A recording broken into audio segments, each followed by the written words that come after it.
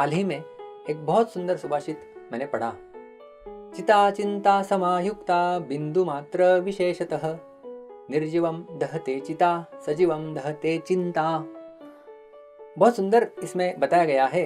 चिता चिंता समायुक्ता, ये जो दो शब्द है चिता और चिंता, चिता चिंता समायुक्ता, ये दोनों समान ही दिखते हैं, किंतु बिंदु मात्र विशेषतः, केवल एक बिंदु का अंतर है।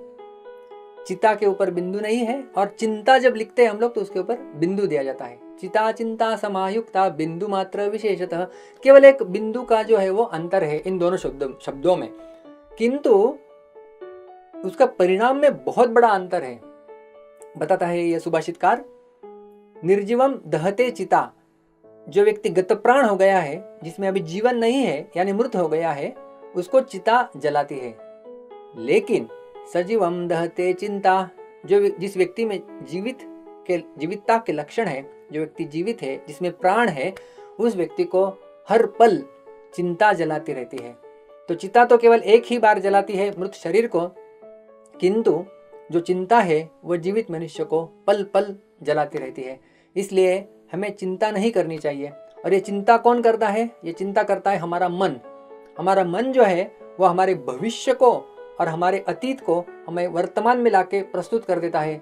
भूतकाल में मैंने क्या गलतियां की थी, भूतकाल में किसी ने मुझसे क्या कहा था, या वर्तमान काल का भय जो होता है कि ये नहीं हुआ तो क्या होगा, इस प्रकार से अलग अलग भयों को हमारे सामने प्रस्तुत करता है और कुछ गलतियों को या भूतकाल की परिस्थितियों को हमारे सामने लाके रखता है और वर्तमान हमारा बिगाड़ देता है।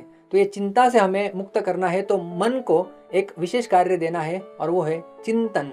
तो चिंता से मुक्त रहना है तो मन को चिंतन के लिए कुछ विषय देना है। तो वो चिंतन के लिए विषय हो सकता है भगवान श्री कृष्ण के चरण कमल, भगवान श्री कृष्ण का दिव्य रूप, या जो भी हम लोग कर्तव्य कर रहे हैं। विद्यार्थी है तो उसका कर्तव्य कर्म है अध्ययन करना, कोई गृहिणी है तो उनका भी एक कर्तव्य कर्म होता है, कोई पुरुष है तो उनका भी एक कर्तव्य कर्म होता है। तो हम लोग कर्तव्य परायण हो सकते हैं और उस कर्तव्य परायणता का चिंतन जब हम देते हैं हमारे मन को करने के लिए, तब हमारा मन नियंत्रित हो जाएगा और हम लोग सभी प्रकार की चिंताओं से मुक्त हो सकते हैं।